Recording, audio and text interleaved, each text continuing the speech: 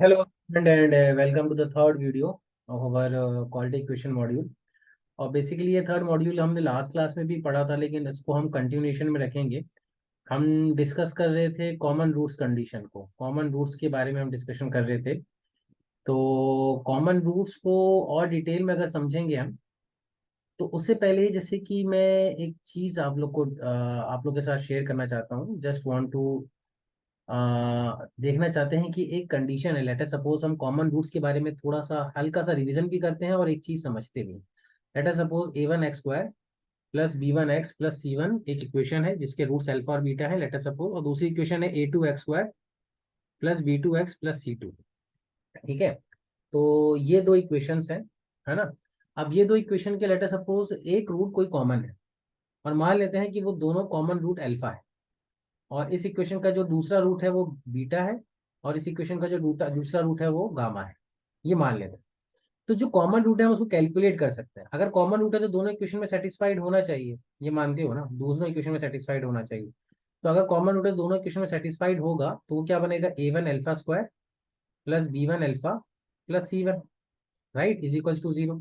और दूसरी इक्वेशन क्या बनेगी, a2 alpha square plus b2 alpha plus c2 is equals to 0। अब अगर इस इक्वेशन को आप बहुत ध्यान से देखोगे ना, तो ये आपको लीनियर इक्वेशन जैसी नजर आएगी। Linear equation in two variable, a1x plus b1y plus c1 is equals to 0। और ये क्या बनेगी, a2x plus b2y plus c2 is equals to 0। बन रही है ना। तो इस इक्वेशन को हम लीनियर इक्वेशन के साथ सॉल्व भी कर सकते हैं। यानी हम यहाँ से x की जगह आप सोचो कि ये अल्फा स्क्वायर है, एक वेरिएबल है, और y की जगह ये अल्फा वेरिएबल। तो इस दो इक्वेशन को हम सब्सटीट्यूशन, एलिमिनेशन और क्रॉस मल्टीप्लीकेशन किसी भी मेथड से हम सॉल्व कर सकते हैं। और सॉल्व करके हम क्या निकाल सकते हैं, हम अल्फा स्क्वायर की वैल्यू निकाल सकते हैं, what ever the value of alpha square, और हम अल्फा की वैल्यू निकाल सकते हैं, यानी अल्फा स्क्वायर और अल्फा दोनों की वैल्यू निकाल सकते हैं। तो यानी कॉमन रूट दो आएंगे हमारे पास। यहाँ से ऑब्वियसली दिख रहा है कि कॉमन रूट हमारे पास दो आएंगे, एक तो अल्फा से निकलेगा और एक अल्फा स्क्वायर से निकलेगा, वो भी एक कॉमन रूट। तो यही कंडीशन हम इसको समझने की कोशिश करेंगे। जैसे एक क्वेश्चन लेते हैं, ये लास्ट क्लास में रह गया था कि अगर if the root of the equation has one root as common, तो उस कॉमन रूट को हम मान लेते हैं कि के है। क्या है, क्योंकि अल्फा यहाँ पे यूज हुआ, बीटा भी यहाँ पे यूज हुआ तो हम के मान लेते हैं, के बी द कॉमन। तो अगर के कॉमन रूट है तो ये जो इक्वेशन बनेगी वो क्या बन जाएगी, k square plus p k plus q equals to 0। Agreed. और दूसरी क्या बनेगी, k square plus alpha k plus beta equals to 0। अब दोनों इक्वेशन को आप सब्ट्रैक्ट करोगे तो यहाँ से के क्या बनेगा, यानी के आपकी वैल्यू आ जाएगी, के यहाँ से बनेगा आपका P minus alpha is equals to beta minus Q. तो एक के वैल्यू आ गई हमारे पास sir, beta minus Q upon P minus alpha, है ना। यानी एक के की वैल्यू तो ये आ गई, यानी एक कॉमन रूट हमारा ये आ गया। Then its value will be, तो बीटा माइनस क्यू और अल्फा माइनस पी, इसको आप ऐसे भी लिख सकते हो, क्यू माइनस बीटा और अल्फा माइनस पी। तो ये ऑप्शन भी दिख रहा है हमें सही, और ए ऑप्शन में भी ये चीज दिख रही है। अब ये देखना है कि ये दूसरा वैल्यू कैसे आ रही है। तो दूसरा वैल्यू अगर हम के स्क्वायर की वैल्यू निकालना है, इसी तरह के स्क्वायर, तो के स्क्वायर की वैल्यू निकालने के लिए हम हमें किसको एलिमिनेट करना पड़ेगा, हमें इस के को एलिमिनेट करना पड़ेगा। तो के की कोफिशिएंट को सेम कर देंगे, यानी इस इक्वेशन को हम अल्फा से मल्टीप्लाई कर देते हैं और सेकंड इक्वेशन को हम पी से मल्टीप्लाई कर देते हैं, एलिमिनेशन, इक्विवेलेंट का कोफिशिएंट। तो ये बनेगी alpha k square plus p alpha k plus q alpha is equals to 0। एक ही इक्वेशन बन रही है। और दूसरा क्या बन रहा है, ये बन रही है पी के square plus p alpha k, वही बनेगी, plus beta p. Are you getting it. तो यहाँ से हम इसको सब्ट्रैक्ट करेंगे, अगर हम इसको सब्ट्रैक्ट करते हैं तो ये वाला पोर्शन कैंसिल हो रहा है, तो यहाँ से हमें बोलेगा k square is nothing but alpha minus p is equals to, यहाँ पे आ जाएगा beta P minus Q alpha, beta P minus Q alpha. बात समझ रहे। अब यहाँ से एक के की वैल्यू तो हमें पता ही है ना, के की वैल्यू कितनी है, Q minus beta upon alpha minus P, यही है ना, Q minus beta upon alpha minus P. तो दूसरे के की वैल्यू हम निकाल सकते हैं, यानी इस के में के स्क्वायर को हम लिख लेते हैं, के स्क्वायर को हम लिख लेते हैं के इंटू के, है ना, के स्क्वायर को हम लिख लेते हैं के इंटू के। और एक के की वैल्यू हम यहाँ से सब्स्टिट्यूट कर देते हैं, Q minus beta upon alpha minus P.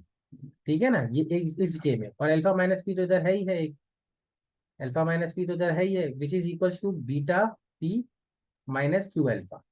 तो यहाँ से अल्फा माइनस पी कैंसिल हो जाएगा, तो नेक्स्ट क्या आ जाएगा आपके पास, beta P minus Q alpha upon Q minus beta. तो ये वाला ऑप्शन भी सही दिख रहा है। तो यानी कॉमन रूट या तो ये हो सकता है या ये हो सकता है। तो हमेशा याद रखना कॉमन रूट हमारे पास दो जगह से आ सकता है, और दोनों तरीके से आप एलिमिनेशन सब्स्टिट्यूशन या इस मेथड से निकाल सकते हो। ये चीज बहुत इंपॉर्टेंट है अंडरस्टूड पॉइंट ऑफ व्यू से।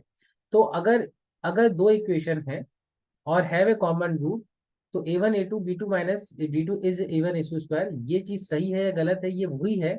यानी ये आपसे पूछ रहा है कि हमें एक रिलेशन निकालना है। ये मैंने आपको पहले भी बता चुका हूँ कि ये जो हमने कॉमन रूट निकाला है ना यहाँ पे, ये जो हमने कॉमन रूट निकाला है सब्स्टिट्यूशन एल्फा में, ये वैल्यू जो अल्फा की है, इस अल्फा की वैल्यू को किसी भी ओरिजिनल इक्वेशन में आप पुट कर दो, तो वहां से a1 b1 c1 में एक स्टेटमेंट आएगा जो ऐसा ही नजर आए, a1 b2 a2 b1 b1 c2 c1 b2 is equals to a1 c2 a1 c1 a2 c2 का होल स्क्वायर।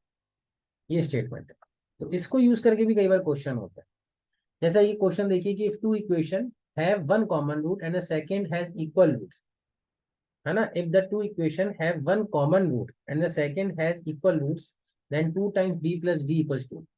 यानी दो इक्वेशन है, एक तो कॉमन रूट है और दूसरा इक्वल रूट है। ये समझ में, यानी अगर आप बहुत ध्यान से देखोगे ना, तो इसका मतलब मालूम है क्या है, इसका मैं समझाता हूँ आपको। इस इक्वेशन के रूट्स मान लेते हैं अल्फा और बीटा है, लेकिन इस इक्वेशन के रूट्स इक्वल है। अभी जो इक्वल रूट्स है ना, उसमें से कोई एक कॉमन भी है। बात समझ रहे हैं? यानी अगर इसके रूट्स अल्फा और इसके रूट्स बीटा हैं, तो इसके रूट्स भी कोई ऐसे रूट होंगे जो इनमें से कोई एक होगा, लेकिन वो दोनों इक्वल भी होंगे, ये कहना चाह रहा है। यानी इसके रूट्स इक्वल हैं और इसके रूट्स अल्फा और बीटा है, लेकिन दोनों में एक कॉमन रूट भी है अल्फा, तो वो अल्फा हम निकाल भी सकते हैं। लेकिन इसमें जैसे इक्वल रूट की कंडीशन से हम ये कह सकते हैं इसका डिस्क्रिमिनेंट क्या होगा, जीरो होगा।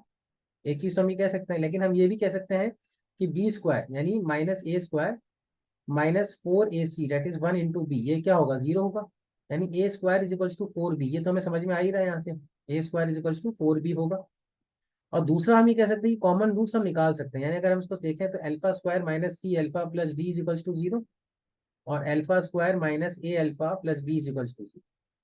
तो यहाँ से अगर हम सब्ट्रैक्ट करें इक्वेशन को, तो ये क्या बनेगा, अल्फा स्क्वायर कैंसिल, ठीक है ना। तो यहाँ से अल्फा निकलेगा A minus C is equals to B minus D. तो अल्फा की वैल्यू आ जाएगी B minus D upon A minus C. ये कॉमन रूट्स आ गया। ये क्या आ गया हमारे पास, ये कॉमन रूट आ गया, यानी रूट ही हमारे पास कॉमन आ गया, जो कॉमन रूट है वो आ गया। लेकिन हमसे बच्चों कॉमन रूट थोड़ी पूछ रहा है, हमसे तो क्या पूछ रहा है, हमसे तो बी प्लस डी की वैल्यू पूछ रहा है। तो अगर आप देखो कि यहाँ का जो सम ऑफ द रूट्स है, यानी यहाँ का जो सम ऑफ द रूट्स है वो अल्फा प्लस बीटा, वो पहली क्वेश्चन का कितना है, सी है। और प्रोडक्ट ऑफ द रूट्स यानी अल्फा बीटा, वो कितना है, डी है। और यहाँ का जो सम ऑफ द रूट्स है यानी अल्फा प्लस अल्फा, वो 2 अल्फा, वो किसके बराबर है, ए है। और अल्फा इंटू अल्फा स्क्वायर वो कितना है, वो किसके बराबर है, वो product of the roots b के बराबर है। ये बात समझ में आ रही है। तो अगर हम इन दोनों इक्वेशन को ऐड करते हैं, मतलब बी प्लस डी की वैल्यू चाहिए, इन दोनों इक्वेशन को अगर हम ऐड करते हैं, तो यहाँ से हमारे पास क्या बनेगा, alpha square plus alpha beta is equals to B plus d. तो अल्फा आप कॉमन ले लीजिए, तो अल्फा प्लस बीटा आ जाएगा is equals to B plus d. और अल्फा प्लस बीटा की वैल्यू हमें कितनी पता है, वो हमें पता है सी, यहाँ से is equals to B plus d. और अल्फा की वैल्यू यहाँ से कितनी पता है हमें, ए अपॉन टू, है ना। अल्फा की वैल्यू ए अपॉन टू है, अगर ए के टर्म्स में निकालें तो यहाँ से आ जाएगा A upon two time C is equals to B plus D. अगर ये टू को क्रॉस मल्टीप्लाई करोगे तो बी प्लस डी कितना आ जाएगा, ए सी के बराबर आ जाएगा। तो ऐसे भी सॉल्व हो जाएगा क्वेश्चन, समझ रहे हो आप। एक पॉज करके रिवाइंड करिए इन सारे क्वेश्चंस को, अगर आप समझना चाहते हो अच्छे से, तो आपको ज्यादा बेटर में समझ में आएगा। जैसे समझ करो कि x square minus h x minus 21 और x square minus 3h plus 35 ऐसे कॉमन रूट है ना, इसका कॉमन रूट है, तो एच की वैल्यू हमें निकालनी है। तो बहुत सिंपल हो गया है। यानी कॉमन रूट अगर है तो ऑब्वियस सी बात है कि हम कॉमन रूट्स को निकाल सकते हैं, और लेकिन इसके साथ हमें एच की वैल्यू निकाल, तो कॉमन, अगर कॉमन है तो हम इक्वेशन को सब्ट्रैक्ट कर देंगे, समझ लो आप। तो इक्वेशन को सब्ट्रैक्ट करेंगे तो क्या बनेगा, इक्वेशन को सब्ट्रैक्ट करेंगे तो हमारे पास बनेगा, इसमें आप नोटिस करो, इक्वेशन को सब्ट्रैक्ट करेंगे तो x square minus h x minus 21 is equals to zero, और इधर आ जाएगा x square minus 3h plus 35 is equals to zero. इसको सब्ट्रैक्ट करो, तो सब्ट्रैक्ट करेंगे तो ये एक्स स्क्वायर कैंसिल, और ये 3h माइनस एच तो ये 2h हो जाएगा, और 35 माइनस 21 है। तो 35 माइनस 21 कितना हो जाएगा, आ जाएगा 5 माइनस 1 4, 3 माइनस 2 1, तो ये हो जाएगा x equals to 14/2h, that is 7/h। h की वैल्यू कितनी आ जाएगी 7/h। अब ये 7/h आप किसी भी क्वेश्चन में रख दो, आंसर आ जाएगा। जैसे कि हम इसमें ही रख देते हैं, है ना, इसमें ही रख देते हैं 7/h x, क्योंकि x जो है वो कॉमन रूट ही है ना, तो हम पहली क्वेश्चन में रख देते हैं। तो 7/h यानी 7/h का whole square, are you getting it, -3h × 7/h, ठीक है, एंड प्लस 35 इजिकल्स टू 0। तो यहाँ से h को सॉल्व कर सकते हो, आंसर आ जाएगा। एक और तरीका है, वो तरीका क्या है, और वो तरीका ये है कि यहाँ से अगर आप देखोगे कि हमारे पास क्या आया था, 2hx इजिकल्स टू 14 आया था, यही आया था 2hx इजिकल्स टू 14।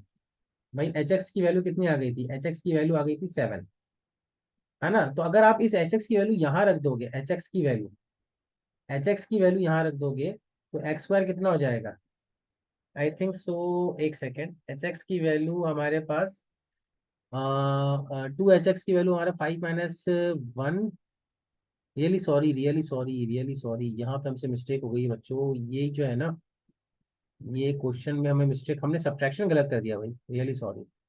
अब यही है कि ऑनलाइन क्लास में मैं गलती करूंगा तो आप पकड़ नहीं पाओगे। तो ये hx हमारे पास कितना आ रहा है, ये 49 आ रहा है ना, 35 + 1 6, एंड सॉरी 49 नहीं आ रहा है, ये कितना आ रहा है, hx हमारे आ रहा है, ऐड हो रहा है भाई, ये माइनस माइनस ऐड हो रहा है ना, 5 + 1 6, 3 + 2 56। तो hx हमारे पास जो बन रहा है ना, वो बन रहा है 28, कितना बन रहा है 28। तो इस इक्वेशन में, यानी ये जो पहली इक्वेशन है ना, ये पहली क्वाड्रेटिक है, इसमें hx की वैल्यू रखोगे तो x² की वैल्यू 49 आ जाएगी, तो x की वैल्यू 7 या ±7 आ जाएगी, यानी जो कॉमन रूट है वही हमारा आ जाएगा, +- 7।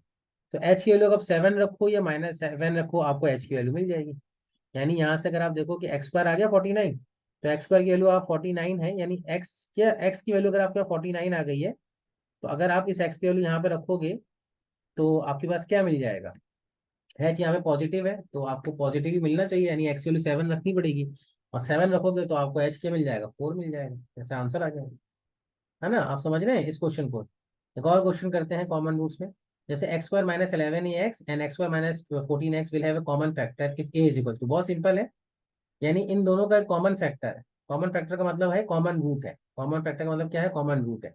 तो हमने एलिमिनेशन या सब्स्टिट्यूशन मेथड से वो कॉमन रूट निकाल लिया, यानी आपने क्या किया, वो कॉमन रूट निकालने की कोशिश करी, यानी α² मान लिया, यहाँ पे क्रॉस मल्टीप्लीकेशन यूज किया हुआ, कौन सा मेथड यूज किया हुआ, cross multiplication, solving the linear equation with cross multiplication, ठीक है ना। उस मेथड से इन्होंने α² की वैल्यू भी निकाली, यानी x² की वैल्यू भी निकाली, और x की वैल्यू भी निकाली, यानी आपके पास α² भी आ गया और अल्फा भी आ गया। अब ये आपको निकालना है, जैसे लास्ट क्वेश्चन में हमने किया था ना, जैसे यहाँ पे हमने α² और अल्फा की वैल्यू निकाली थी linear equation of substitution method से, कहाँ पे निकाली थी, इससे पहले क्वेश्चन किया था हमने ये, इसमें हमने निकाला था ना α² और अल्फा यूज करके सब्स्टिट्यूशन और एलिमिनेशन से। तो यहाँ पे भी आपको यही करना है ना, यहाँ पे भी आपको α² और अल्फा की वैल्यू निकालनी, α² और अल्फा की वैल्यू आ जाएगी, तो वहां से आपको x की जगह यानी अल्फा की वैल्यू इधर पुट कर दोगे, तो ए में कंडीशन मिल जाएगी, उससे सॉल्व हो जाएगा।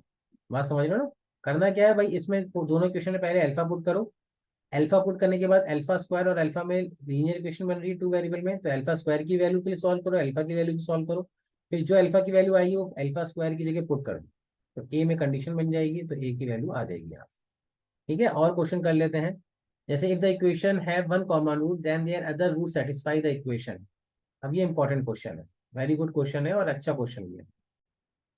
मैं ये चाहूंगा कि इस क्वेश्चन में थोड़ा सा आप टाइम दें, मतलब वीडियो को पॉज करें, 2 मिनट के लिए सोचें कि इस क्वेश्चन में क्या रहा है कि एक इस इक्वेशन में एक कॉमन रूट है, तो वो कॉमन रूट हम निकाल सकते हैं, वैसे तो क्लियरली दिख रहा है, अगर आप एक्स की वैल्यू 1 पुट करोगे तो यहाँ पे दिख रहा है कि 1 + a + b कितना हो रहा है, 0 हो रहा है, और 1 + a + b दोनों ही इक्वेशन में तभी 0 हो सकता है जब एक्स की वैल्यू क्या हो, 1 हो, यानी जो कॉमन रूट है अल्फा वो 1 आ गया यहाँ पे, यानी दोनों इक्वेशन का जो कॉमन रूट है वो 1 है, यानी ये एक का तरीका तो ये हो गया। दूसरा तरीका क्या है, वही एलिमिनेशन, यानी α² + a अल्फा + b इज 0 माना, कॉमन रूट निकाल ही लो, और α² + b अल्फा + a इज 0 माना, दोनों को सब्ट्रैक्ट किया, सब्ट्रैक्ट करके कैंसिल किया, तो अल्फा आ जाएगा a - b is a - b, तो यहाँ से अल्फा की वैल्यू कितनी आ गई, 1 आ गई। यहाँ से भी आप ऐसे भी कर सकते हो, और लॉजिकली स्पीकिंग अल्फा की वैल्यू 1 आ भी रही है।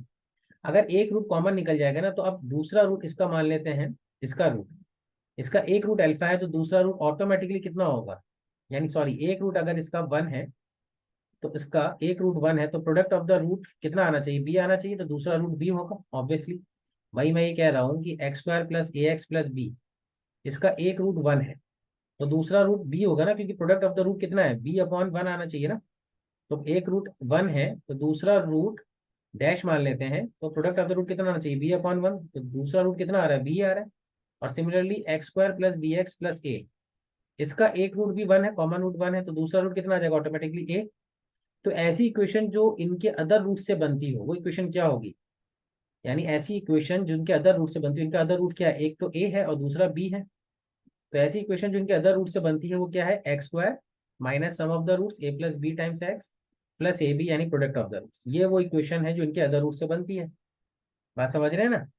तो ऐसी इक्वेशन जो इनके अदर रूट से बनती है वो ये इक्वेशन है। और यहाँ से हमें पता है कि अगर 1 plus a plus b plus c equal to 0 है, तो ए प्लस बी की वैल्यू कितनी है, -1 है। अगर 1 इसका रूट है, तो 1 प्लस ए प्लस बी की वैल्यू 0 होगी। तो यहाँ से ए प्लस बी की वैल्यू कितनी आ जाएगी, -1। अब ये -1 यहाँ पुट करोगे तो कितना आ जाएगा, x square -1 minus will be plus X plus A B. तो x square plus X plus A B is equal to 0 क्या होगा, इस इक्वेशन के रूट्स होंगे ए और बी, यानी जो अदर रूट्स बन रहे हैं। समझ रहे हैं, एक पॉज करके रिवाइंड करोगे तो ज्यादा बेटर से अंडरस्टैंड करके समझ पाओगे।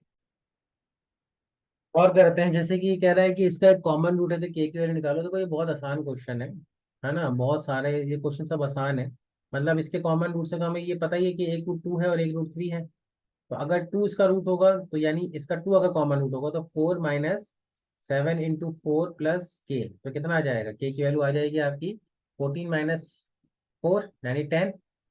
यानी या तो 10 होगी, और अगर 3 रूट्स होगा तो 9 माइनस 7 इंटू 3 प्लस के।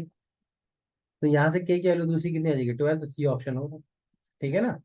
तो इस तरह की चीजें हैं। अच्छा, अब हम थोड़ा सा और इसको डिटेल करेंगे। Now let's learn how to handle question with both common roots.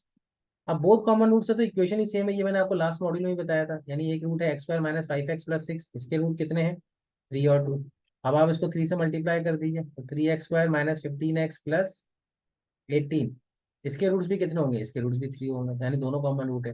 तो कंडीशन क्या है दोनों की, यानी 1/3 माइनस 5 माइनस 15 एंड 6/18, ये तीनों रेशो क्या होंगे, बराबर होंगे, तभी दोनों रूट्स कॉमन हो सकते हैं। एक रूट कॉमन होना बहुत टिपिकल है, लेकिन दोनों रूट्स कॉमन होना, तो अगर ये ऐसा है तो बहुत आसान ही हो गया। यानी रेशियो क्या होगा इक्वेशंस का, बराबर होगा।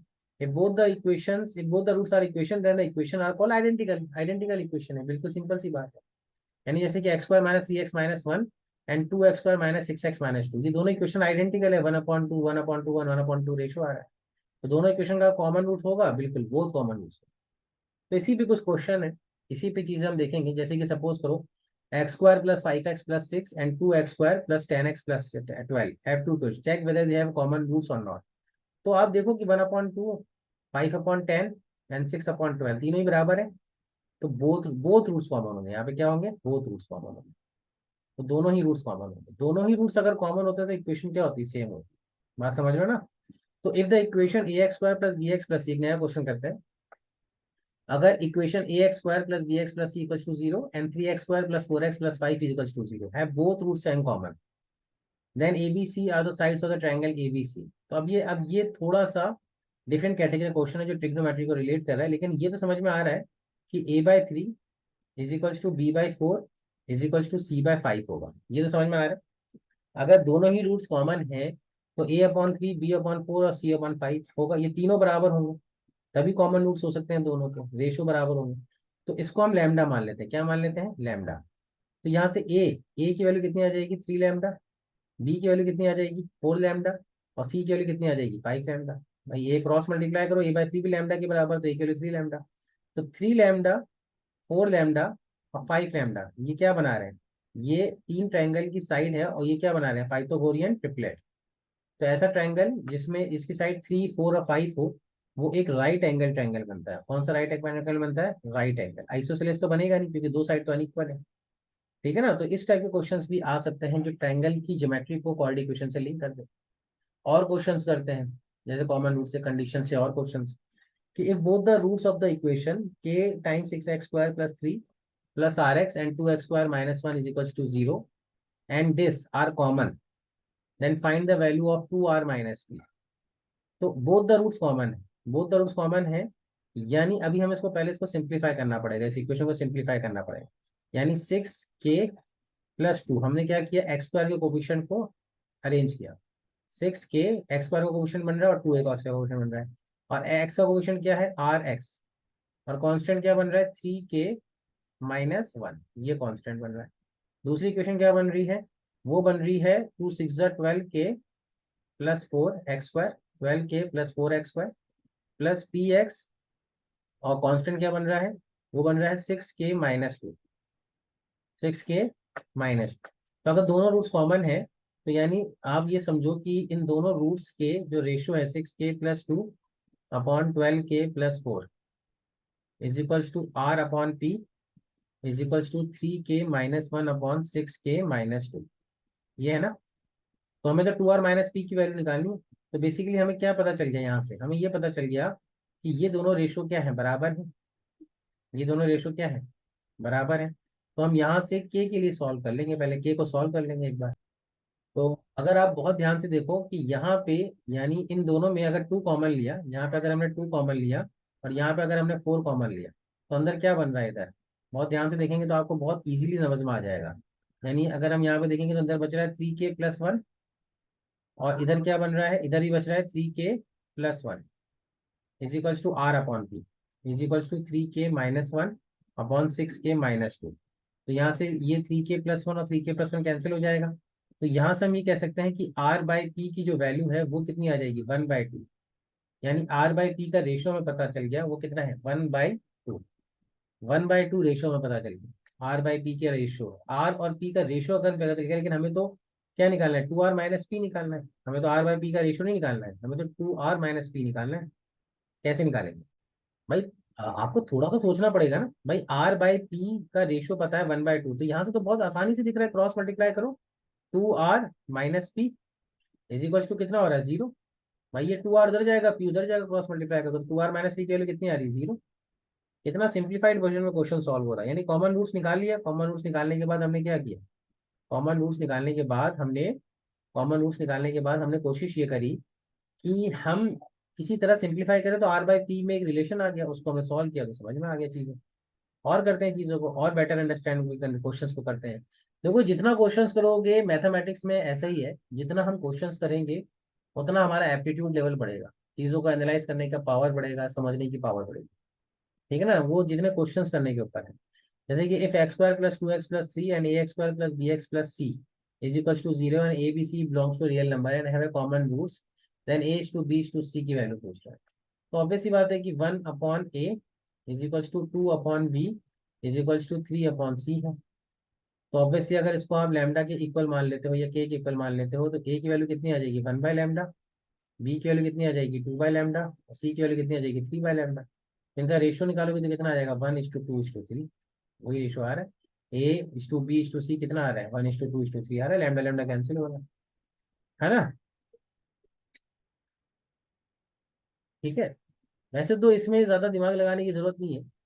यानी अगर रूट्स नॉन रियल हैं, ये जो हिंट दे रखी है ना, ये हम बाद में डिस्कस करेंगे, क्योंकि नॉन रियल रूट्स हम कॉम्प्लेक्स नंबर में थोड़ा सा कोशिश करेंगे, लेकिन इसके बिना भी ये क्वेश्चन सॉल्व हो। और करते हैं, if x² + 3x + 5 and ax²+bx-c have common roots and abc belongs to a natural number, then minimum value of a+b+c। ये अच्छा क्वेश्चन है, मतलब अच्छा in the sense good question, in the sense की सॉल्वेबल कंडीशन में थोड़ा दिमाग लगाना पड़ेगा। कॉमन रूट और रूट्स क्या रहेगी, तो कॉमन रूट भी हो सकता है, कॉमन रूट्स भी हो सकता है। तो अगर अगर कॉमन रूट्स है तो इसका मतलब ये होगा कि 1/a is equals to 3/b is equals to 5/-c होगा, यही मतलब है। यानी अगर कॉमन रूट्स होगा तो यही चीज है, तो इसको हम मान लेते हैं के। तो ए की वैल्यू कितनी आ जाएगी, 1/k, और बी की वैल्यू कितनी आ जाएगी, बी। सिंप्लीफाई करेंगे भाई, के को माना में, तो बी की कितनी आ जाएगी, 3/k, और सी की वैल्यू कितनी आ जाएगी, -5/k। अब हमें a+b+c की वैल्यू पूछ रहा है ना, तो क्वेश्चन में रख दिए a+b+c की वैल्यू निकाल लिए। ए की वैल्यू आ रही है 1/k, बी की वैल्यू आ रही है 3/k, और सी की वैल्यू आ रही है -5/k।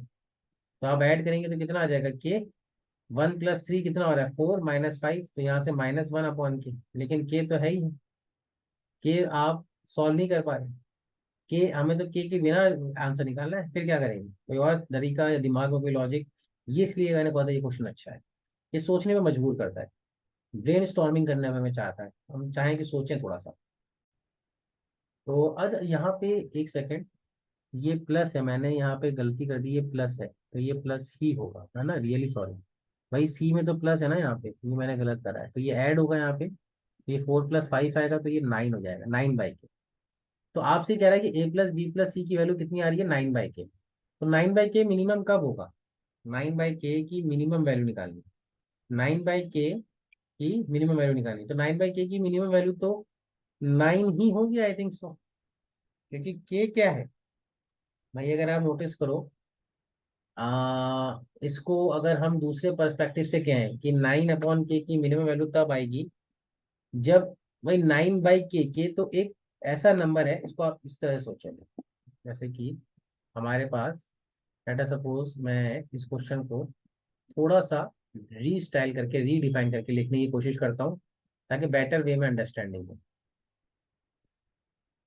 है ना, मतलब चीजें और क्लियर नजर आए, जैसे कि ax² + bx+c है, और x² + 3x+5 है, तो आप इसको a/1 b/3 c/5 के फॉर्म में लिखो, और इसको लैम्डा मान लो या के मान लो, तो a की वैल्यू कितनी आ रही है लैम्डा, b की वैल्यू कितनी आ रही है 3 लैम्डा, और c की वैल्यू कितनी आ रही है 5 लैम्डा, तो a+b+c तरह कितना हो जाएगा 9 लैम्डा।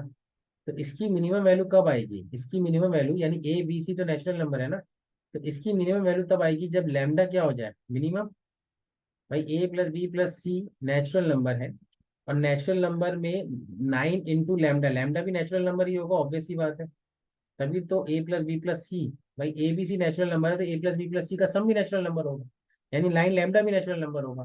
तो 9 लैम्डा यानी लैम्डा की मिनिमम वैल्यू कितनी हो सकती है अगर नेचुरल नंबर, तो 1 ही हो सकती है, 1 से नीचे तो नहीं जाएगा, बात समझ रहे हो ना, लैम्डा की मिनिमम वैल्यू और क्या हो सकती है 1/3 भी हो सकती है, लेकिन 1/3 रखोगे, 1/3 रखोगे तो a+b+c की मिनिमम वैल्यू कितनी आ रही है, भाई ये मिनिमम वैल्यू अब a+b+c पूछ रहा है, मैक्सिमम नहीं पूछ रहा है, ये सोचना है आपको।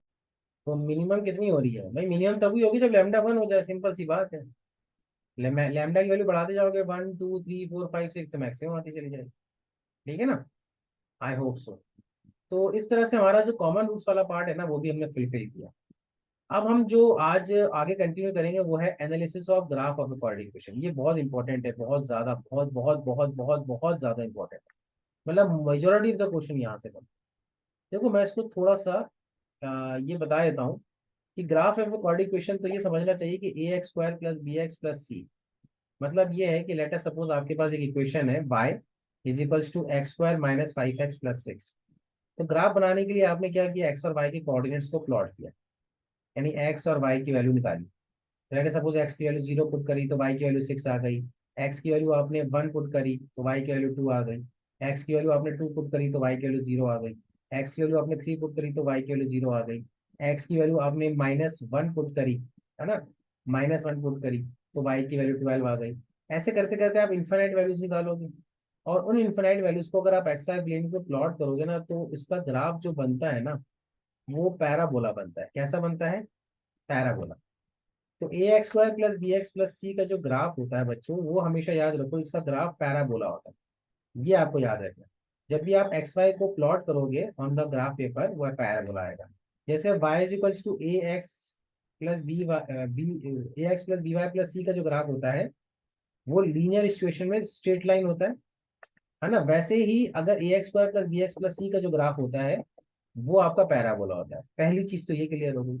अब पैराबोला के शेप के अंदर, यानी अगर आप देखो, तो पैराबोला के शेप के अंदर पैराबोला अपवर्ड भी हो सकता है, पैराबोला डाउनवर्ड भी हो सकता है, यानी पैराबोला ऐसा अपवर्ड भी हो सकता है, और पैराबोला डाउनवर्ड भी हो सकता है ऐसे। तो for time being, for easiness, हम मान लेते हैं कि दो एक्स एक्सिस, हम यहाँ पे एक्स एक्सिस बना लेते हैं, लेट अस सपोज एक एक्स एक्सिस ये है, और एक एक्स एक्सिस आपकी ये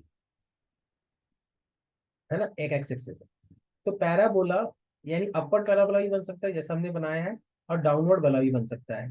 अपवर्ड पैराबोला में एक्स एक्सिस को कट भी कर सकता है, एक्स एक्सिस को कट ना भी कर सकता है और उसको टच भी कर सकता है, ये तीन केसेस हो गए। डाउनलोड में भी यही होगा, कट भी कर सकता है और टच भी कर सकता है। अब ये मैं क्यों बता रहा हूँ, देखो ये जो x है ना, ये जो आपके पास ये बनता है y is equals to A x square plus B x plus C. इसमें x क्या होता है, x रूट होता है। यानी x वो वैल्यू होती है, यानी x एक्सिस की वो वैल्यू होती है x, जहाँ पे x की वो वैल्यू जहाँ पे y जीरो आ जाए, y क्या आ जाए, जीरो आ जाए। तो किसी भी x की ऐसी वैल्यू जहाँ y जीरो आ जाए उसको हम रूट्स कहते हैं, उसको हम क्या कहते हैं, रूट्स होते हैं। तो क्वाड्रेटिक इक्वेशन के केस में रूट्स क्या बन रहे होते हैं, या तो डिस्टिंक्ट बन रहे होते हैं, यानी एक अल्फा हो गया एक बीटा हो गया, ऐसा एक अल्फा और एक बीटा। या तो कहेंगे कि दोनों इक्वल हो, यानी अल्फा और बीटा क्या हो, बराबर हो। और या कहेंगे कि रूट्स बने ही नहीं, यानी एक्स की किसी वैल्यू के लिए वाई जीरो नहीं हो रहा, यानी नॉन रियल रूट्स, यानी एक्स के रूट्स, यानी X A x square plus B x plus C के रूट्स ही नहीं एग्जिस्ट करते, ये कंडीशन बन सकती है। तो ऐसी कंडीशन में ग्राफ ना एक्स एक्सिस को कट करेगा ना टच करेगा, यानी ऊपर ही से निकल जाएगा। तो ये कंडीशन आपको दिख रही होगी कि ये डिस्क्रिमिनेंट लेस देन जीरो पे बनती है, remember, discriminant less than zero. और ये कंडीशन क्या बनती है, जब डिस्क्रिमिनेंट ग्रेटर देन जीरो हो। और ये कंडीशन कब बनती है, जब डिस्क्रिमिनेंट इक्वल्स टू जीरो। अब same goes with downward parabola. अब यहाँ पे आपके सवाल दिमाग में आया होगा, सर ये अपवर्ड कब बनता है और डाउनवर्ड कब बनता है। तो अपवर्ड के लिए कंडीशन याद रखो कि ए पॉजिटिव होना चाहिए, क्या होना चाहिए, ए पॉजिटिव। यानी अगर लीडिंग कोफिशिएंट किसी कोऑर्डिनेशन का पॉजिटिव है तो ग्राफ अपवर्ड पैराबोला ही बनेगा। और अगर लीडिंग कोफिशिएंट किसी क्वाड्रिक पॉलिनोमियल का नेगेटिव है तो ग्राफ डाउनवर्ड पैराबोला बनेगा। डाउनवर्ड यानी एक्स एक्सिस को कट भी कर सकता है, जैसे यहाँ पे कट कर रहा है दो जगह पॉइंट में, तो डी ग्रेटर देन जीरो है।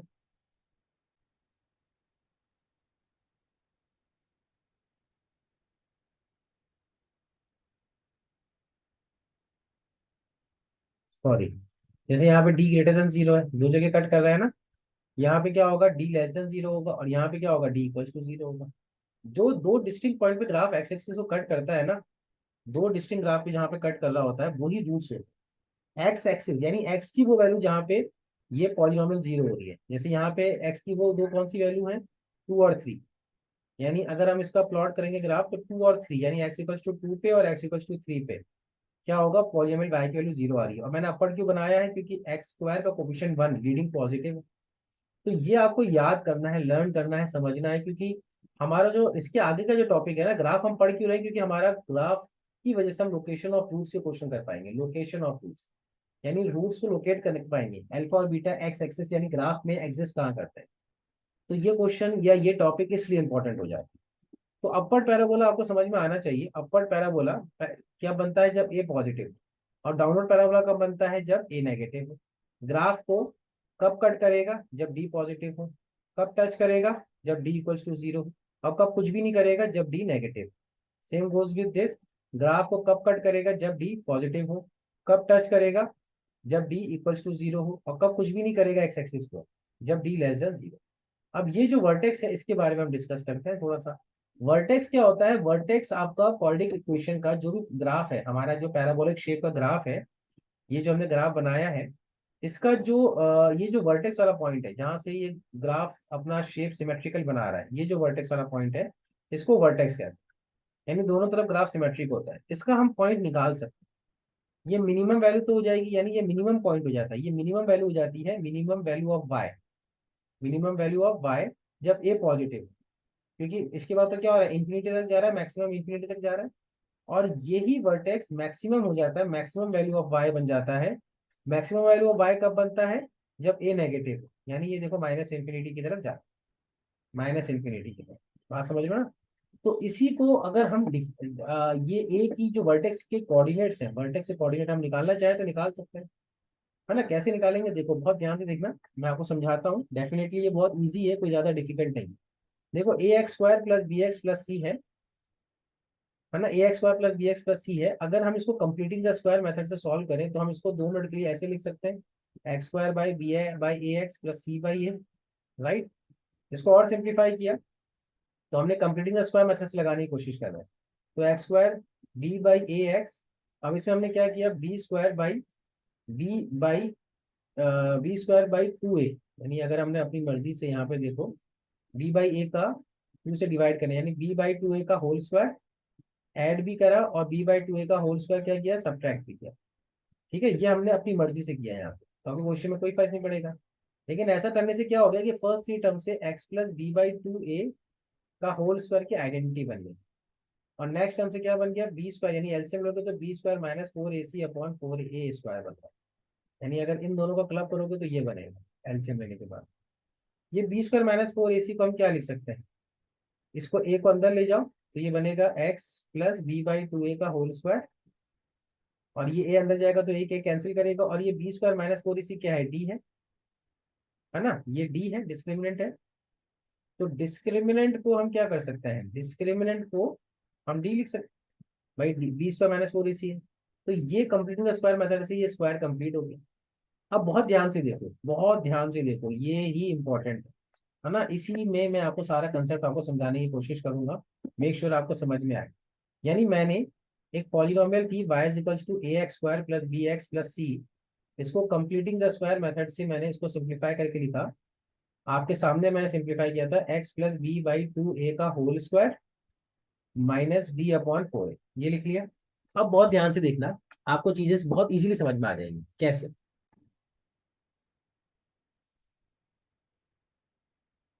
ये समझना बहुत जरूरी भी है, क्योंकि इसी के समझने के ऊपर हमारा पूरा टॉपिक रेस्ट कर रहा है, यानी ये फाउंडेशन स्टोन है लोकेशन ऑफ रूट की, कोऑर्डिनेट इक्वेशन की।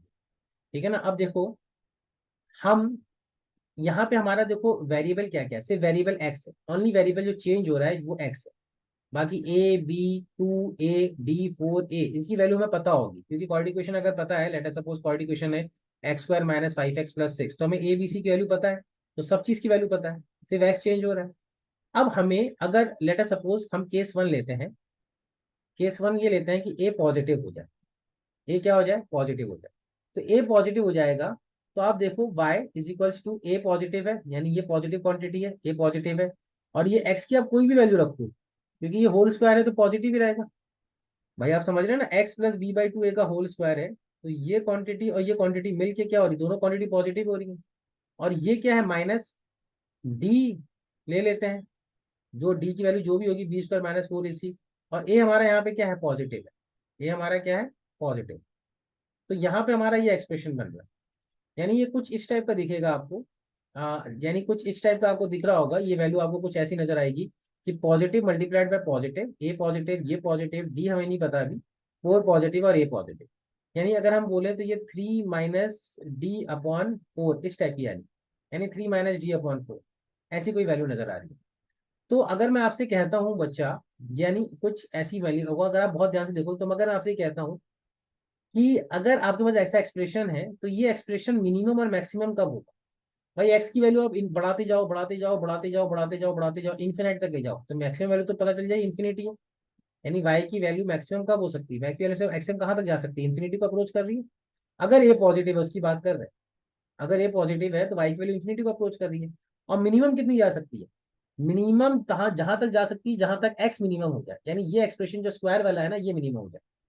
अब स्क्वायर वाला वैल्यू मैंने आपको कह दिया है कि x plus b by two a का होल स्क्वायर एक पॉजिटिव क्वांटिटी है, तो पॉजिटिव के अंदर ही कितना मिनिमम हो सकता है, नेगेटिव तो हो नहीं सकता, गिरते गिरते गिरते एट द मोस्ट जीरो होगा, है ना, एट द मोस्ट क्या होगा, ये जीरो होगा, इससे कम तो हो नहीं सकता। तो ये जीरो, भाई अगर आपके सामने मैं कहता हूँ ये पॉजिटिव क्वांटिटी है, यानी ये सेवन है, और कम करोगे तो सिक्स आ जाएगा, फिर कम करोगे फाइव, फिर फोर, फिर थ्री, फिर टू, फिर वन, एट द मोस्ट कितना हो जाएगा, जीरो हो जाएगा, जीरो से नीचे जाएगा तो नेगेटिव हो जाएगा ना। तो यानी ये समझ में आ रहा है आपको कि ये पॉजिटिव स्क्वायर पॉजिटिव क्वांटिटी है, तो ये मिनिमम, यानी ये वैल्यू जब मिनिमम होगी, जब ये वैल्यू मिनिमम होगी तब ये होल एक्सप्रेशन मिनिमम हो जाए। कैसे, जैसे मैं आपसे बोलूं कि सेवन माइनस थ्री कितना हो रहा है, फोर। अब मैं, ये चीज तो कांस्टेंट है ना, डी अपॉन फोर पॉजिटिव, ये तो कांस्टेंट है। तो मैं अब एक्स को चेंज करूंगा तो सेवन चेंज होगा, यानी ये वाला एक्सप्रेशन चेंज होगा पहली टर्म। तो मैंने एक्स को चेंज किया, कम किया, तो ये हो गया सिक्स माइनस थ्री। ये वाला सेकंड टर्म तो कांस्टेंट ही रहेगी, थ्री रहेगी, तो सिक्स माइनस थ्री क्या हो गया, कम हो गया। अब मैं एक्स को और कम करूंगा तो ये फाइव माइनस थ्री। तो आपका क्या हो रहा है, डिस माइनस डिस क्या हो रहा है, कम होता चला जा रहा है, कम होता चला जा रहा है ना। तो आप एक्स को जितना कम रखोगे, ये पूरा एक्सप्रेशन उतना कम हो जाएगा। यानी y मिनिमम कब होगा, y मिनिमम तब होगा जब ये एक्सप्रेशन मिनिमम हो जाए ना, x plus b by two a minimum हो जाए। तो y मिनिमम कब होगा, जब x की value minus b upon two a रखी जाए, क्योंकि ये एक्सप्रेशन फिर क्या हो जाएगा, जीरो हो जाएगा। एक्स की value minus b upon two a रखेंगे तो ये पूरा एक्सप्रेशन जीरो हो जाएगा, तो y मिनिमम कितना आ जाएगा, माइनस डी अपॉन फोर ए। बात समझ रहे हो ना? तो केस वन से यानी वाई, यानी ये पॉलिनोमियल का जब ग्राफ बनेगा, पैराबोलिक बनेगा, तो वाई मैक्सिमम तो इन्फिनिटी तक जा रहा है, देखो इन्फिनिटी तक जा रहा है, इन्फिनिटी तक जा रहा है। और ये जो मिनिमम वैल्यू, ये जो वर्टेक्स से कोऑर्डिनेट है, ये वर्टेक्स से कोऑर्डिनेट, इसका एक्स कोऑर्डिनेट कितना आया, -b/2a, और वाई कोऑर्डिनेट कितना आया, -d/2a। ये समझ में आ रहा है? यही सिनारियो अगर ए नेगेटिव हो उसके लिए भी हम समझ सकते हैं। आप वीडियो को पॉज करो और वापस से समझो प्लीज, है ना? यही सिनारियो जैसे a(x+b/2a का होल स्क्वायर -d/4a), यही सिनारियो हम ए नेगेटिव के लिए भी समझ सकते हैं। जैसे केस 2 हम ले लेते हैं कि ए नेगेटिव हो, ए क्या हो जाए, <<0 तो ये <0 तो ये एक्सप्रेशन तो पूरा नेगेटिव हो गया, क्योंकि नेगेटिव मल्टीप्लाई है पॉजिटिव नेगेटिव, और ये -d/4a, है ना? अब हमें इससे मतलब नहीं है कि नेगेटिव पॉजिटिव, आप ये देखो कि एक्स की, जब एक्स की आप एक्स को बढ़ाते जाओ बढ़ाते जाओ बढ़ाते जाओ, जितना आप एक्स को बढ़ाओगे, यानी एक्स को जितना आप इन्फिनिटी तक लेके जाओगे, यानी ये पूरा एक्सप्रेशन वाई की मिनिमम वैल्यू कहाँ तक पहुंचती चली जाएगी, -∞ तक। यानी ये पूरी quantity negative negative negative negative होती जाएगी ना भाई। नेगेटिव का ए नेगेटिव है, तो ये बहुत बड़े नंबर को नेगेटिव से मल्टीप्लाई करोगे तो माइनस में ही जाएगा। तो यानी इसका ये तो समझ में आ रहा है कि डाउनवर्ड पैराबोला बनेगा, यानी वाई की वैल्यू मिनिमम नीचे की तरफ जाएगी, नेगेटिव की तरफ। अब ये जो मैक्सिमम वैल्यू, ये वो भी वर्टेक्स है, वर्टेक्स कब आ रहा है, यानी अब वही लॉजिक से, यानी आप ये देखो, ये -7 है, और ये कुछ भी हो, लेटर सपोज प्लस हो माइनस, उससे मतलब नहीं रहता, आप प्लस माइनस कुछ भी ले लो, तो -7 + 2 कितना हो गया, 5। अब आप इसको जैसे एक्स की, अब ये नेगेटिव है ना, अब एक्स को आप क्या करो, कम करते जाओ। यानी एक्स की वैल्यू आप क्या रख सकते हो, एट द मोस्ट, ये एक्सप्रेशन जीरो ही कर सकते हैं, यानी इसको कम कर सकते हैं। तो आप इसको कम करते जाओ, यानी -6 रखो, है ना? तो -6 + 2 कितना हो जाएगा, -6 + 2 कितना हो जाएगा, सॉरी, -7 + 2 -5 होगा, तो -6 + 2 -4 हो जाएगा, है ना? और कम कर दो, -1 कर दो, -1 + 2 कितना हो रहा है, 1 हो रहा है। यानी ये वैल्यू क्या हो रही है, बढ़ती जा रही है। यानी जितना आप एक्स को कम करते जाओगे, ये पूरा एक्सप्रेशन क्या होता जाएगा, बढ़ता जाएगा। यानी जब सबसे कम हो जाएगा, यानी सबसे कम कब हो सकता है, 0, क्योंकि पॉजिटिव का सबसे कम 0 हो सकता है। तो वाई की मैक्सिमम वैल्यू आएगी, वाई की कौन सी वैल्यू आएगी, मैक्सिमम, वो आ रही है -d/4। तो यहाँ से वर्टेक्स का कोऑर्डिनेट वही है, -b/2a -d/4। तो ये चीज हमने यहाँ पे अभी देखी थी थोड़ी देर पहले, ये जो यहाँ पे आपने देखा था ना, ये चीज देखी थी कि वर्टेक्स से कोऑर्डिनेट दोनों जगह -b/2a -d/4a होता है। लेकिन अगर ए पॉजिटिव हो तो वही मिनिमम वैल्यू हो जाती है। यानी अगर आपसे पूछे कि इसकी मिनिमम वैल्यू कितनी होगी, मिनिमम वैल्यू, तो वो -d/4 है, कब, जब ए पॉजिटिव हो। और इसकी मैक्सिमम वैल्यू कितनी है, वो कब होगी, वो -d/4a होगी, कब, जब ए नेगेटिव है। अच्छा, इसमें minimum positive, minimum value negative भी हो सकती है, ऐसा नहीं है कि मिनिमम वैल्यू नेगेटिव नहीं हो सकती। यानी अगर आपके सामने क्वाड्रेटिक इक्वेशन का ग्राफ ऐसा आ जाए, लेट अस सपोज, तो ये वर्टेक्स का कोऑर्डिनेट तब नेगेटिव है ना, वाई नेगेटिव आ गया ना यहाँ पे, भाई -b/2a और -d/4a, जब आप इसको सो भी सॉल्व करोगे, लेकिन ये -d/4a तो बिलो एक्स एक्सिस आ रहा है ना, ये वाला कॉर्ड। तो मिनिमम वैल्यू नेगेटिव भी हो सकती है, मिनिमम वैल्यू पॉजिटिव भी हो सकती है, मैक्सिमम वैल्यू नेगेटिव भी हो सकती है, मैक्सिमम वैल्यू पॉजिटिव भी हो सकती है। उससे नेगेटिव पॉजिटिव से मतलब नहीं है, हमें तो मिनिमम मैक्सिमम से मतलब है। ठीक है ना? आपको ये आई थिंक समझ में आया होगा। नहीं समझ में आया तो एक बार पॉज करके रिवाइंड करिए, हमने बहुत डिटेल में इसको समझाया है, और बहुत बड़ा वीडियो हो गया है ये, लेकिन मैं चाह रहा था कि ये चीज़ अच्छे से क्लियर हो जाए। और डेफिनेटली आपको ये काफ़ी हेल्प करेगी अगर ये चीज़ें अच्छे से क्लियर हो जाती हैं तो, है ना? जैसे कि हम ये चीज़ मैंने बता दी, सिग्निफिकेंस ऑफ डी, अगर डी पॉजिटिव होगा तो या तो रूट्स को कट कर रहा होगा, अल्फा और बीटा में कट कर रहा होगा, चाहे ए पॉजिटिव हो चाहे ए नेगेटिव, यानी डिस्क्रिमिनेंट ग्रेटर देन 0 होगा। और अगर डी इक्वल्स टू 0 होगा तो वो टच कर रहा होगा ग्राफ, चाहे ए पॉजिटिव हो तो अपवर्ड और ए नेगेटिव हो तो डाउनवर्ड। और डी इज लेस देन 0 हो तो ये अबव एक्स एक्सिस हो, है ना, अबव एक्स एक्सिस होगा, यानी ग्राफ टच नहीं कर रहा होगा, तो पैराबोला वेव नेवर कट और टच द एक्स एक्सिस, इस टाइप का ग्राफ होगा। तो इससे, इस पर्टिकुलर सिग्निफिकेंस से हम एक बात को जज कर सकते हैं, और वो बात क्या है, वो बात ये है, बहुत ध्यान से समझना, प्लीज मेक श्योर कि आपका पूरा फोकस हो यहाँ पे। हम ये बात ये समझ सकते हैं कि अगर letter suppose a² + bx + c है, और मैंने बोला ए पॉजिटिव है एंड मैंने बोला डी नेगेटिव, तो ए पॉजिटिव से मेरे दिमाग में क्या आया, ए पॉजिटिव से मेरे दिमाग में ये आया कि सर जो भी इसका ग्राफ होगा वो क्या होगा, जो भी इसका ग्राफ होगा वो अपवर्ड पैराबोला होगा। ये समझ में आया पहली बात तो। और डी नेगेटिव से ये मेरे को समझ में आया कि ग्राफ अबव एक्स एक्सिस बनेगा, यानी एक्स एक्सिस को कट नहीं कर रहा होगा, यानी अबव एक्स एक्सिस होगा, above x axis, above x axis होगा, यानी वाई की वैल्यू जो आ रही है वो हमेशा क्या आ रही है, पॉजिटिव आ रही है। वाई हमेशा क्या आ रहा है, पॉजिटिव। यानी अगर a negative, a positive and d negative है, तो आपका a² + bx + c always positive होगा for all x belongs to real. X की आप कोई भी वैल्यू रखो, माइनस इन्फिनिटी से प्लस इन्फिनिटी में आप कोई भी वैल्यू रखो, वाई हमेशा क्या आ रहा है, पॉजिटिव। इस वजह से हमने आपको बताया था कि एक्स स्क्वायर, जैसे x square plus x, x square plus X plus one, ये एक पॉलिनोमियल है। अगर मैं एक्स की कोई भी वैल्यू रखता हूँ, कोई भी वैल्यू, ये एक्स की किसी भी वैल्यू के लिए हमेशा पॉजिटिव है। क्यों? क्योंकि इसका ए पॉजिटिव है और डी नेगेटिव है। आप एक्स वैल्यू माइनस इन्फिनिटी रखो, प्लस इन्फिनिटी रखो, एक्स रखो, 3 रखो, -3 रखो, -100, -1000, -10,000 रखो, एक्स की कोई भी वैल्यू रखो, ये एक्सप्रेशन हमेशा पॉजिटिव है। Same goes with the other part. The other part क्या है? यानी a x square plus B x plus c. अब यहाँ पे ए भी नेगेटिव है एंड डी भी नेगेटिव है, तो इसका ग्राफ कैसे बनेगा? डाउनवर्ड पैराबोला में नीचे, यानी बिलो एक्स एक्सिस। यानी एक्स की किसी भी वैल्यू के लिए, एक्स की किसी भी वैल्यू के लिए ये हमेशा क्या होगा? नेगेटिव होगा for all x belongs to real number, किसी भी वैल्यू। ये चीज समझ में आनी चाहिए क्योंकि ये बहुत जगह हम यूज करेंगे, बहुत जगह, है ना। तो इसके मतलब हम, अच्छा रेंज, हम रेंज हमें पता ही है कि अगर ए पॉजिटिव होगा, ए पॉजिटिव होगा तो minimum value minus, minimum value कितनी हो जाएगी? वाई की मिनिमम वैल्यू -d/4 है, -d/4 है। और कहाँ तक जाएगी मैक्सिमम वैल्यू? इन्फिनिटी तक। यानी वाई की वैल्यू कहाँ तक जाएगी? -d/4 से इन्फिनिटी तक, ठीक है ना। और ए अगर नेगेटिव हो जाए तो रेंज, यानी माइनस इन्फिनिटी से, माइनस इन्फिनिटी स्टार्ट होगा, माइनस इन्फिनिटी स्टार्ट होता है तो कहाँ जाएगी मैक्सिमम? -d/4 है, -d/4 है, ये ओपन ब्रैकेट। ये याद रखना है, इसको लर्न करना, ये ऑब्जर्वेशन है जो मैं बता रहा हूँ आपको, लर्न करना, ठीक है ना। A x y plus B x plus c always positive कब होगा? जब ए आपका पॉजिटिव हो और डी नेगेटिव, और मतलब एंड, ये एंड वाली कंडीशन है ना। और ये ऑलवेज नेगेटिव कब होगा? जब ए भी नेगेटिव हो एंड डी भी नेगेटिव, जब ए भी नेगेटिव हो और डी भी नेगेटिव हो। ये लर्न करना है, ये सब नोट्स बनाते जाओ, है ना। यानी ए पॉजिटिव है यहाँ पे और डी क्या है? नेगेटिव। एक्स एक्सिस को कट नहीं करना है, इसलिए ऐसा हो रहा है। ये नोट्स बनाते जाओगे तो जितना नोट्स बनाओगे उतना बेटर रहेगा, सिचुएशन अंडरस्टैंडेबल होगी आपके लिए। तो जैसे कि एक छोटा सा क्वेश्चन करते हैं, क्वेश्चन अपनी अंडरस्टैंडिंग के लिए कर रहे हैं। देखो दो क्वाड्रेटिक क्वेश्चन दे रखी है, इस क्वाड्रेटिक क्वेश्चन का ए नेगेटिव है और इस क्वाड्रेटिक क्वेश्चन का ए पॉजिटिव है। इस क्वाड्रेटिक क्वेश्चन का जो डी आ रहा है, जो पहली वाली का डी आ रहा है, वो ग्रेटर देन 0 आ रहा है, दिख रहा है आपको, है ना। b² - 4ac, तो 4 - 4 इंटू -7 इंटू 9, ये सॉल्व करोगे तो पॉजिटिव ही आएगा। और इस क्वाड्रेटिक क्वेश्चन का जो डी आ रहा है वो भी पॉजिटिव आ रहा है, 0² - 4 इंटू 9 इंटू -3, तो ये भी पॉजिटिव आ रहा है, यानी इसका भी डी क्या आ रहा है? पॉजिटिव आ रहा है। तो विच of the following will be opening upward? तो ऑब्वियसली पहली वाली ओपनिंग डाउनवर्ड होगी और दूसरी वाली अपवर्ड होगी। तो सिर्फ कौन सी अपवर्ड होगी? One on, sorry sorry, two only, है ना, जिसका लीडिंग क्वेश्चन क्या हो? पॉजिटिव। और क्वेश्चन करते हैं, graph of y equals to x² plus bx minus 8 in which of the following, is which of the following. तो भाई ऑब्वियस ही बात है, अगर ए पॉजिटिव है, ए पॉजिटिव है, ए पॉजिटिव है तो अपवर्ड पैराबोला ही होगा, यानी ये ऑप्शन तो करेक्ट होगा, सॉरी इनकरेक्ट होगा। अब या तो कट कर रहा है या नहीं कट कर रहा है।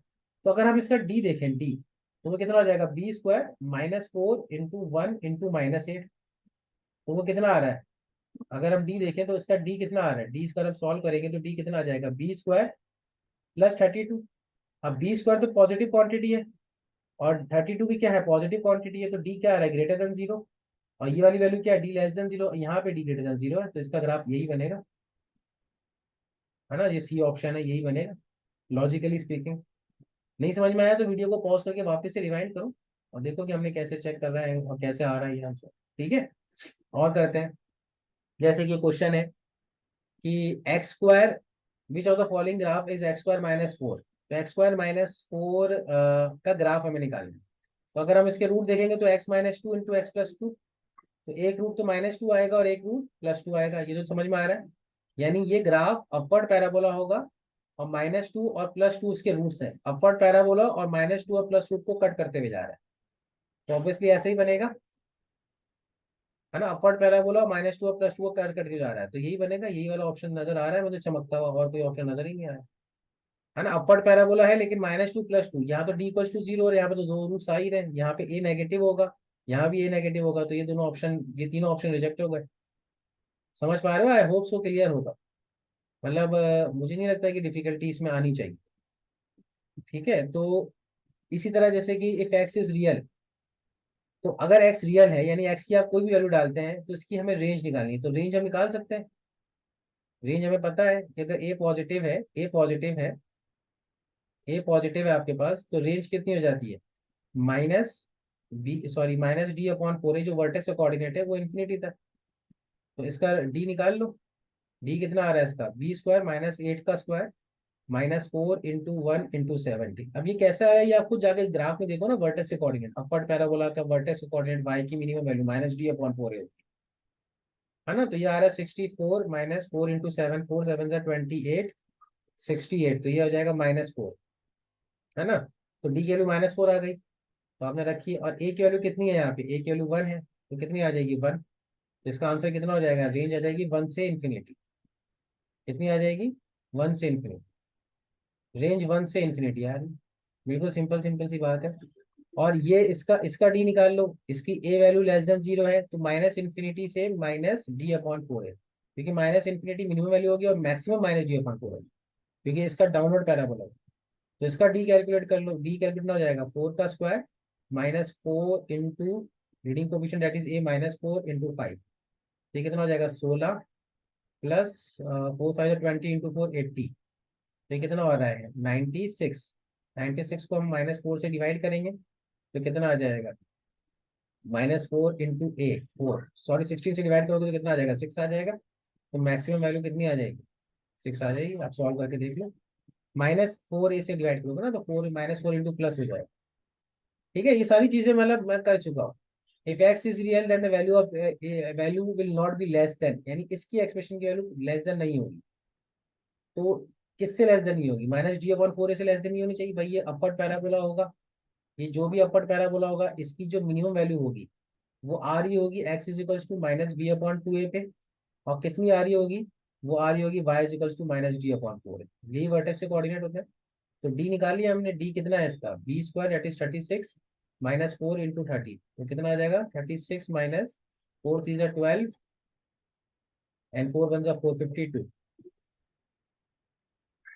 तो ये आ जाएगा 12 माइनस छः, छः एंड चार माइनस तीन एक, माइनस 16, है ना। तो माइनस 16 डी आ गया, और ए कितना है, ए वन है। तो डी की वैल्यू कितनी आ जाएगी, डी की वैल्यू आ जाएगी minus of minus 16 minus four upon A, four into one, तो फोर आ जाएगी। तो फोर से कम नहीं हो सकती, मिनिमम वैल्यू कम से कम फोर आ रही है। और किस पे आ रही है वो भी बता सकते हैं, x equals to minus b upon two a. तो माइनस बी कितना है, minus six upon two a, तो वो कितनी आ रही है, थ्री पे आ रही है। यानी ये थ्री पे आ रही है, यानी इसके कोऑर्डिनेट हो जाएंगे थ्री कॉमा फोर। कोई वर्टेक्स से कोऑर्डिनेट पूछे तो थ्री कॉमा फोर, यानी इस पॉलीनोमियल की मिनिमम वैल्यू फोर है, और वो किस पे है, वो थ्री पे है, वो भी हमें बता दें। मैं समझ रहा हूँ, यानी चीजें आसान से आसान होती चली जाती हैं अगर आपको समझ में आ रही है। आई थिंक सो ये क्लियर होगा। तो ग्राफिकल अंडरस्टैंडिंग क्वेश्चंस की बहुत अच्छी होनी चाहिए, तभी चीजें बेटर वे में अंडरस्टैंड होंगी, है ना। अब जैसे ये क्वेश्चन है, इस क्वेश्चन के बारे में थोड़ा सा 2 मिनट के लिए सोचिए आप, क्या क्या हो सकता है। तो इस क्वेश्चन के बारे में हम ये सोच सकते हैं, the expression two x square plus four x plus seven has minimum value m at x equals to a. तो बस हमें ए कितना हो जाएगा, ए की वैल्यू हो जाएगी minus b upon two a. तो ए हमारे पास टू है, सॉरी बी हमारे पास फोर है, और सी हमारे पास सेवन है। तो माइनस बी अपॉन टू है, तो four minus four upon two into two, तो ये कितना आ जाएगा माइनस वन। तो ये ऑप्शन और ये ऑप्शन में कोई हो सकता है, और एम की वैल्यू कितनी हो सकती है, माइनस डी अपॉन फोर है। तो माइनस डी कितना है, b square that is 16 minus four into two into seven, तो फोर टू ज़ा एट, एट सेवन ज़ा 56 माइनस 16, और फोर इंटू टू, तो 16 माइनस 56 आई थिंक कितना हो जाएगा 40, और 40 है माइनस 40 अपॉन एट, तो माइनस फाइव। तो माइनस वन ये भी आ गया और ये भी माइनस फाइव आ गया, तो b option is the correct one, I think so. Sorry, ये माइनस माइनस इंटू माइनस है ना, तो माइनस माइनस प्लस हो जाएगा, तो सी ऑप्शन में भी करेक्ट है, प्लस फाइव आएगा। ठीक है ना, चेक है। और कर लेते हैं क्वेश्चन, मतलब ये सारे क्वेश्चन सिंपल सिंपल से हैं, आई डोंट थिंक सो ज़्यादा डिफिकल्टी है, लेकिन यहीं पे हम वीडियो को पॉज करते हैं, ये क्वेश्चन से हम नेक्स्ट क्लास में करेंगे, नेक्स्ट वीडियो में करेंगे, क्योंकि काफ़ी लंबा वीडियो हो गया है ना। Thank you.